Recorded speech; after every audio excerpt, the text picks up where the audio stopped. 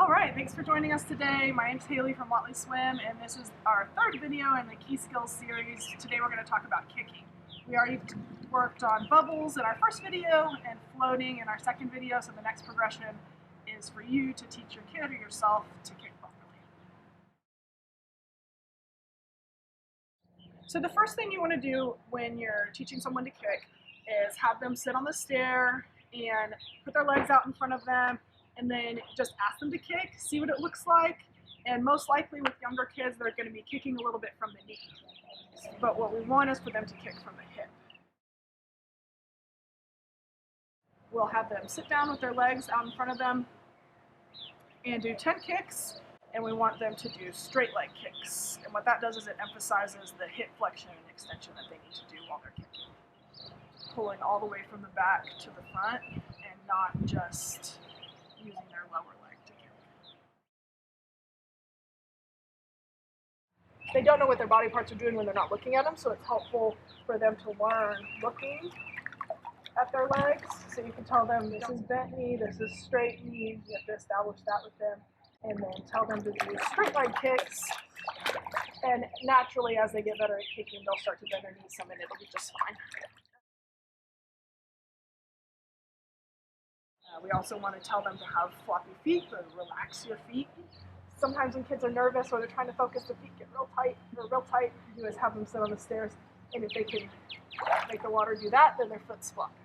Okay, if their foot is stiff, it doesn't do it. One thing you can do if you're trying to help them kick properly is you can grab their ankles, so that can help you keep their knees a little bit straighter, and you can move their legs. And then the other thing you can do is hold their ankle this way and say, I need you to relax your feet, have floppy feet, and you can hold their leg and shake their foot, make it to where they understand that their foot needs to flop around.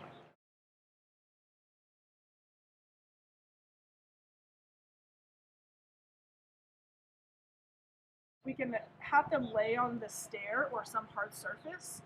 This works well for kids, when they're out of the water too. They can do it on the deck. And when they lay down horizontally on the stair, what that does for them is it provides a physical cue that they have to get their whole leg off of the stair. That ensures that they're pulling from the hip, because if they get their whole leg off the stair, then their hip has to flex and extend. And kicking helps us stay on top of the water, and so they need that powerful kick, and they need an efficient kick to keep them on the top of the water as well, so they don't sink. When the kid is kicking and they can see their legs, they're doing it properly. But when they turn over, they're kicking from the knee. Then it's because they can't picture what their body parts are doing. So that happens with young kids. It happens with all kids. It's just when they can't see it, they don't know exactly what's going on back there. Okay, straight leg kicks. 1, 2, 3, 4, 5, 6, 7, 8, 9, 10. Okay, let's flip over. Do it on your stomach. Do it just like that. Move your whole leg. Okay, 1, 2, 3, 4, 5, 6, 7, all the way to 10.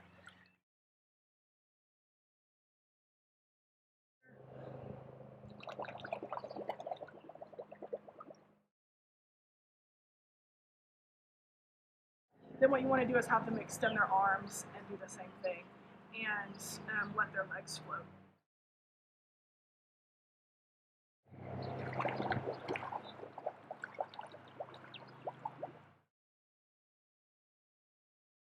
like you are.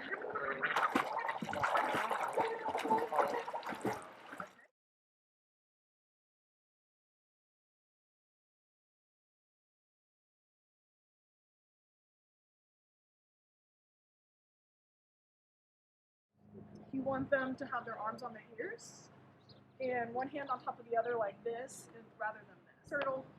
Okay, so we're here like this, arms squeezing tight on their ears. And then you have to tell them to put their hands and face in the water before they push.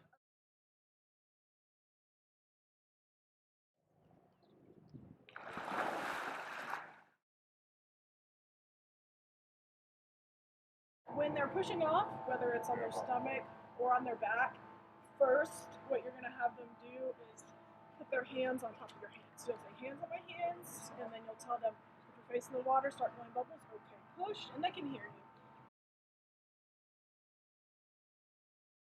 What you can have them do after that is say, okay, I'm not going to hold your hands this time, but I'm going to catch you. And so you just stand really close to make them comfortable. You let them come to you, and then gradually you can go farther and farther away.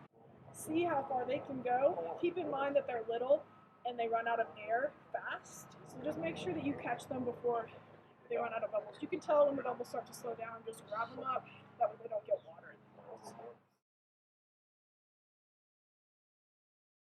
One thing that can cause them to get water in their nose when they're pushing off on their stomach is if they put their face in before they start humming. Okay, so they need to start humming, put their face in the water, and that will keep them, they'll already be exhaling before they get to the water.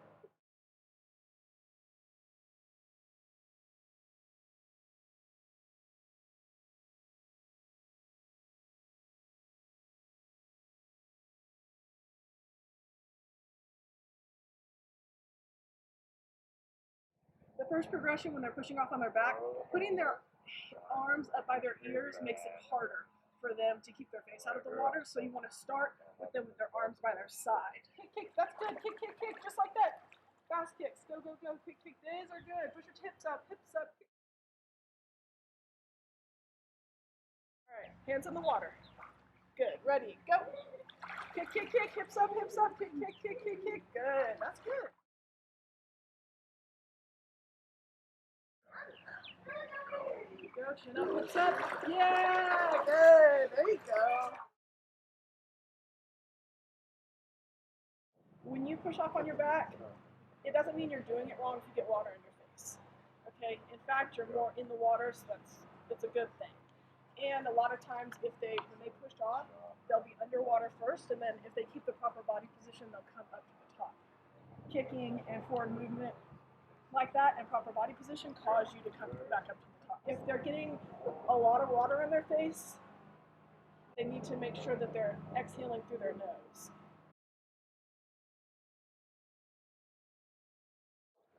If, when you're having them push off on their back and kick, they're having trouble keeping their face out of the water and staying afloat, then make sure you refer back to our floating video from last time. Cue them on proper body positioning. They need to keep their hips or their stomach up, chin up, ears in the water, and toes underwater.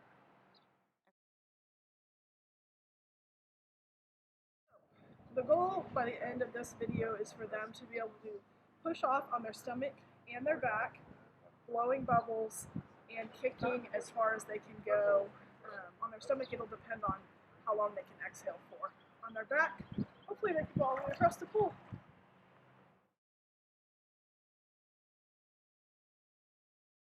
Thanks for watching, and be on the lookout for our next video.